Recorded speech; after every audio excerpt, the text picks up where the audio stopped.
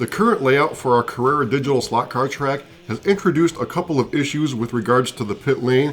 However, there's one fix that should take care of both of those problems. Stick around, we'll tell you all about it.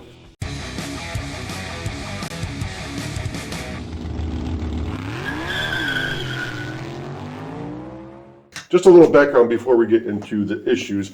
Anytime that we design a layout, we always use the dual pit setup, and of course that's just basically having two pit lane kits, and you nest them like this, and then that way when you pull into the pits, then you have a choice, and that way you don't get behind another car that may be taking a longer pit than you, and you don't get stuck behind somebody else. And that's all fine, great. Now, when you're coming into the pit, if you want to go all the way to the outside lane, it's as easy as just holding your finger down on the lane change button until it runs all the way into that lane. Now, if you want to go into this lane of the pit, well, once you change lanes into here, you now have to release the lane change button somewhere between this point and this point. And, well, depending on how fast you're going, the timing of that can be pretty difficult. And so what we always do is we end up adding one of these single lane straights in here. So then the pit looks like this, where we have this extra straight. So when you pull into the first pit entry, you now have this much space here in order to release the lane change button so that you don't inadvertently go into the outside lane if you didn't want to. So that's the way we normally did it. However, with our current layout, where we've got the pit here on the outside of this turn, there's the edge of the table, and coming into the pit, we have this R4 turn, and we didn't have the room to put that extra straight piece in between the first and second pit entry. And we figured, okay, well, you're just going to have to be more careful now. Don't come into the pits with your hair on fire. Go a little slower so you have a little bit more reaction time to release the lane change button if you don't want to go to the outermost lane. Not a huge deal. However, we soon discovered something that is a huge deal, and that is that the 24 scale cars don't like this configuration. And what's happening here is as a 24 scale comes into the pit, a combination of the size of the car and the geometry of the pit track here, as it approaches the second pit entry, the car's not squared up to the track. And so the emitter on the car is not aligned with the sensor on the track. And so this car will never trigger this lane change, and therefore we can't use the outside pit lane. So essentially we're losing the use of one of the pit lanes. Kind of defeats the purpose of having a dual one. Now, we didn't even realize this before because on all of our other layouts, we always had that extra piece of track in here, and by the time the 24 scale got to it, it was squared up with the track. Now, there is one modification that should fix both of these issues, and that is implementing the, I don't even know what it'd be called, the ProX pit lane hack or ProX pit lane modification, but it involves using a Carrera Pro-X pit lane entry and modifying the entry piece and putting it here on the layout. Now, you might not be familiar with ProX. This is Carrera's first generation digital, and it wasn't around very long before they went over to the current digital 132 or D132 protocol. Now, the track will connect to the current or latest Carrera track. If you're not sure about compatibility with older track and newer track, check out this video right here. So actually you could integrate it into your current digital layout. However, the issue is with the digital pieces of track, the lane changers, and the pit entry. And that is on a current D132 system, every time that a car runs over a lane changer, it's going to activate the gate, whether you have the lane change button pressed or not. So it'll switch every single time. And so you wouldn't want to integrate a ProX lane changer on your modern or current layout. However, we're going to use that quirk or that feature to our advantage for our pit lane fix. Now, I have seen this modification in various places around the interwebs there, so I don't know who pioneered it, but it is pretty clever. Before getting into the modification, it might help to have a refresher course on how the lane changers work. Of course, as you come into the pit and you're calling for a lane change, that sensor in the track then will activate the gate and the car goes by. and there's a tab down inside the slot. As the guide keel runs through that tab, it then closes the gate after it goes by. So the gate's being opened electronically and it's being closed mechanically. Now, if we take a ProX piece of track, and remember that's going to switch every time, and we move the sensor back after the gate, then what's going to happen is as a car goes by, after it passes, it will switch the gate. And then the next car is going to come by and take the lane change and then mechanically switch the gate back. And therefore the next car then comes through straight and we repeat the process. Thus, this will turn into an auto sorter of sorts, and you'll no longer have to worry about your timing and coming into the pit as far as what lane to select because, well, you don't have a choice anymore, which is not necessarily a bad thing. You don't have to look ahead to see what car is in what lane, and this pretty much guarantees that you're not going to pull in behind the last car that entered the pit. Now, it doesn't mean that you're not going to pull in behind another car. It just won't be the last one that entered. So here's our ProX pit entry that we're going to modify. Now when we move the sensor here to after the gate, the placement is somewhat critical. We don't want to move the sensor too far to the end of the track because when it activates it, the car could be completely clear and there may be another car right behind you and it hasn't switched it in time, or it might be switching it right when the car is coming over it and jam it up. So we want to move it back in this area here, but if you're familiar with the Carrera lane changers, they have the dead spots, the electrical dead spots in those, and those are on purpose so we don't end up with a dead short, but there will be a real small window in here where the car actually has no power, and you don't want to have the sensor at that spot either. So right about here will work. I'm pulling the cover off to expose the electronics on this track now. It's a Phillips screwdriver.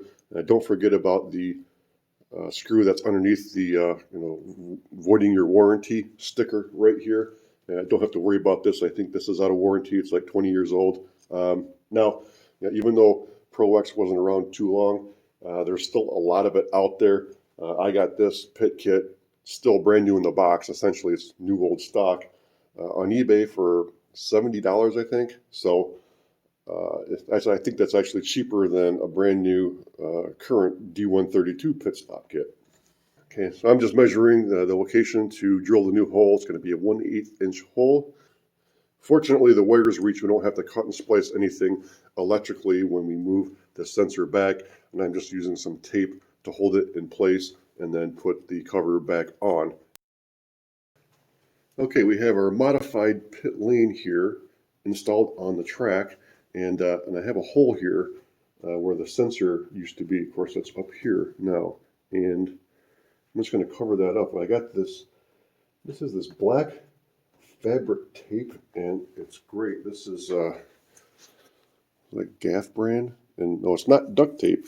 It's fabric tape, and the texture and the color is darn near exactly the same as a Carrera track. So yeah, if you have something like that hole to cover up, or like here, for example, this terminator is not the correct terminator for the pit entry piece. We have this gap, and we put this tape down here, and it doesn't completely blend in visible, but it's darn close. Or maybe you have a piece of track with a crack in it or something. That's a good option right there. Okay, spoiler alert, this is not working exactly as I thought it would or as intended. Here's what's happening. We have a car that comes into the pit and the gate is set to go straight now, and as it runs over the sensor, it flips the gate just like it should. And then the next car comes in and is forced to go to the outermost lane, and it does. So far, so good. Now the next car that comes in is going to go straight, and as it passes that sensor, it should flip that gate, but it doesn't. You can run it over as many times as you want, and it doesn't, not until you remove this car from the pit lane, and magically the function has returned. So I guess it turns out that the ProX system would only refuel one car at a time, and therefore when a car was in the pit, it disabled the sensor here, or the gate, and it wouldn't let a car in until the one that was in there leaves. Now, keep in mind that in its original configuration, this is not a dual pit. This is the standard racing line, and this is the pit lane right here. So all the times that I saw this mod, they were, I guess now that I'm thinking back on it, they were always using the decoder from a ProX lane changer and not a pit entry because of this issue. I figured it was just, hey, they already had a pit entry piece, might as well just get the ProX lane changer. It's cheaper, and swap the decoder instead of buying a ProX lane, or pit kit. But now I know why. So what I need to do now is see if I can modify the modification in order to get this to switch every time, regardless of whether there's a car here or not.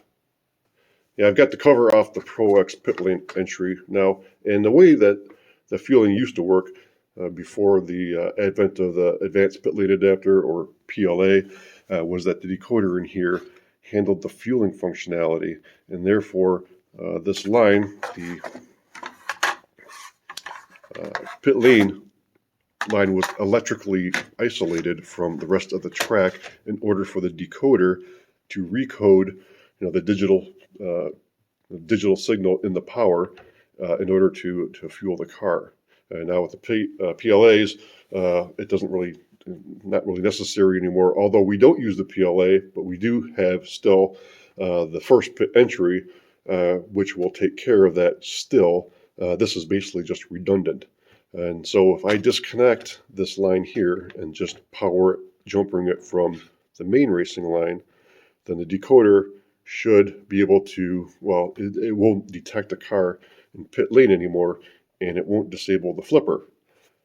At least that's my theory. I think it should work. Hopefully I don't smoke anything. Okay, the fix is in. I desoldered these leads from the decoder and just jumpered them over to here where we have regular track power. Same with the negative. And now the decoder should not sense that there's a car in pit lane over here, and it won't disable the flipper. So again, fingers crossed, hopefully I don't smoke anything.